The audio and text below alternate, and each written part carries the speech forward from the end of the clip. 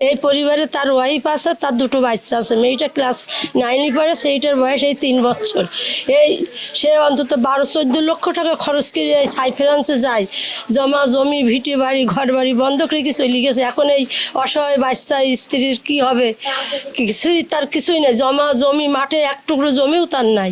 মাত্র 13 দিন আগে যশোরের পুটখালী গ্রামের হাফিজুর রহমান ভাগ্য বদলের আশায় সংসার সন্তান ছেড়ে পাড়ি জমান দূর সাইপ্রাসে। পরিবারের সম্পদ বিক্রির টাকা আর 7 লাখ টাকা ঋণ, মোট 12 লাখ খরচ করে বুক ভরা আশা নিয়ে বিদেশে গিয়েছিলেন সংসারের কষ্ট ঘোচাতে।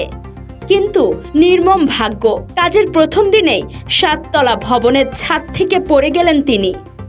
6 দিন মৃত্যুর সঙ্গে লড়াই করে মঙ্গলবার রাতে নিভে গেল তার স্বপ্ন প্রাণ। এখন নিস্তব্ধ পুটখালীর সেই ঘর, কান্নায় ভাসছে পরিবার।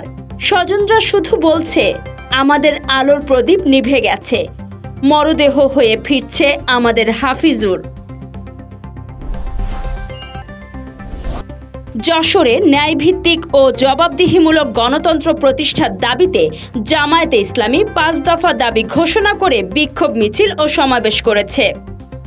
শুক্রবার বিকেলে জেলা জামায়াতের উদ্যোগে জসকোর্ট চত্বরে এই সমাবেশ হয়, যেখানে ফেব্রুয়ারিতে জুলাই সনদের ভিত্তিতে পিআর পদ্ধতিতে নির্বাচন আয়োজনের দাবি জানানো হয়।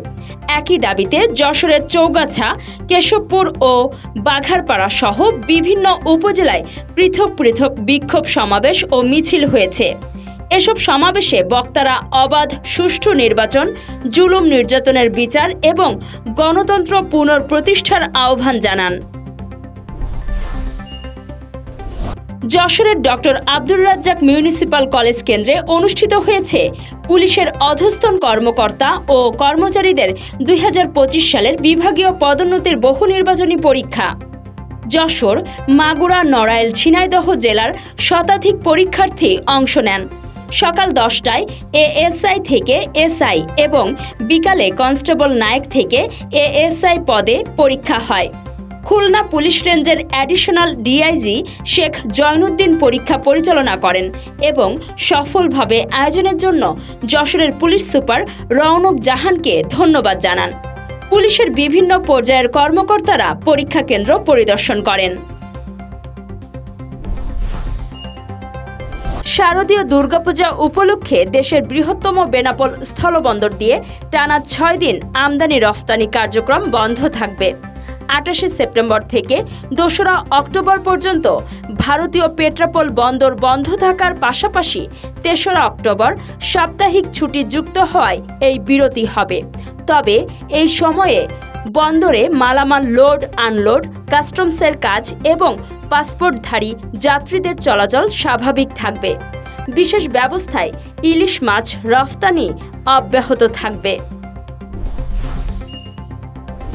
যশোরে মায়ের অসুস্থতার কথা বলে মোটরসাইকেল চুরি করে পালিয়ে যাওয়া এক যুবককে আটক করেছে ডিবি পুলিশ। আটক আল আমিন বেনাপোল পোর্ট থানার বোয়ালিয়া গ্রামের আব্দুল মজিদের ছেলে।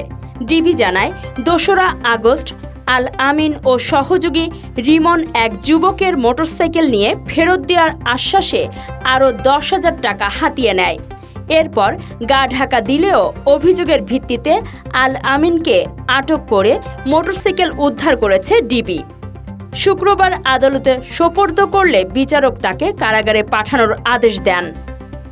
কাজী সাইমা, রাত-দিন নিউজ। দেশ বিদেশের খবর সবার আগে জানতে ভিজিট করুন ratdennews.net।